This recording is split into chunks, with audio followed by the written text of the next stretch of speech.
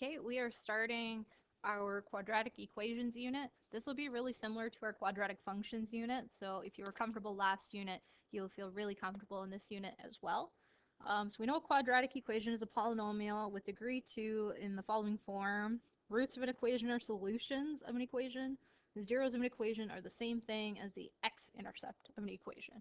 So remember that, because these things are just slightly different when we are asking and answering questions. So we're going to start with graphical solutions. I'm going to show you guys how to graph it approximately using this, and then I posted a video for you guys to follow using your graphic calculators.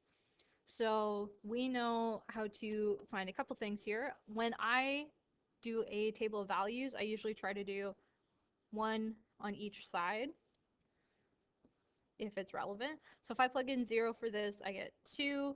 If I plug in 1, I get 6. If I plug in -1, I get 0. If I plug in -2, I get 0.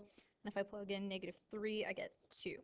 So these are my zeros, obviously, because there's zeros. And these are the x-intercepts as well.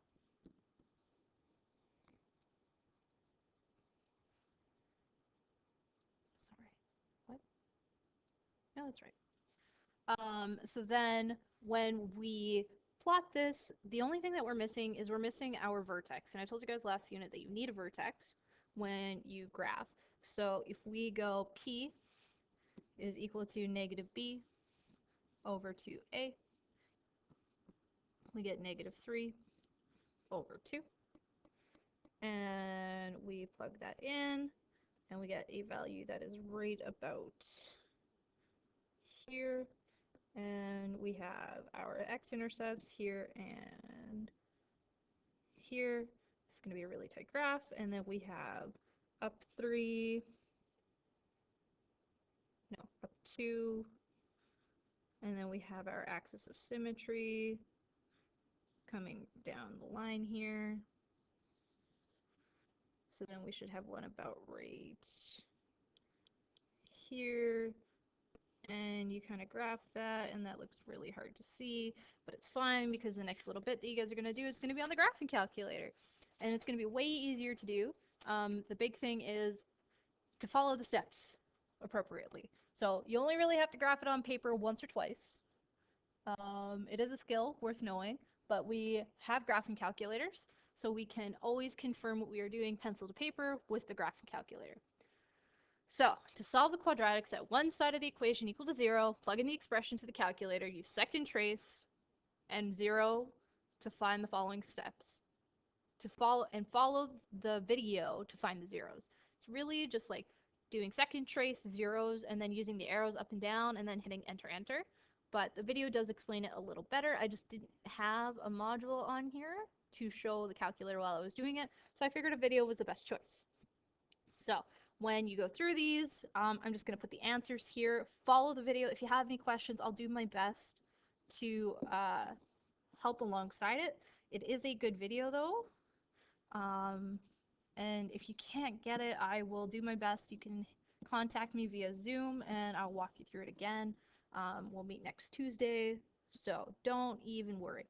With this one, make sure to switch it. So one side is equal to 0.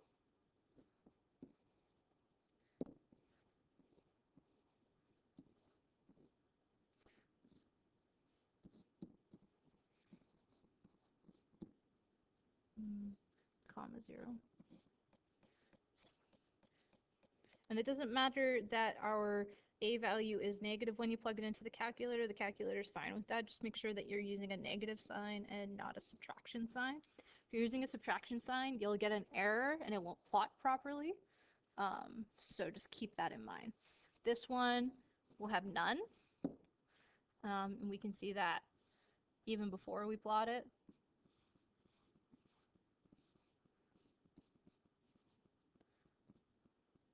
Minus 100. Because it will kind of jack up where we're supposed to be. This one will also have none. And this one is 30.718, comma 0. and 169.282, comma 0.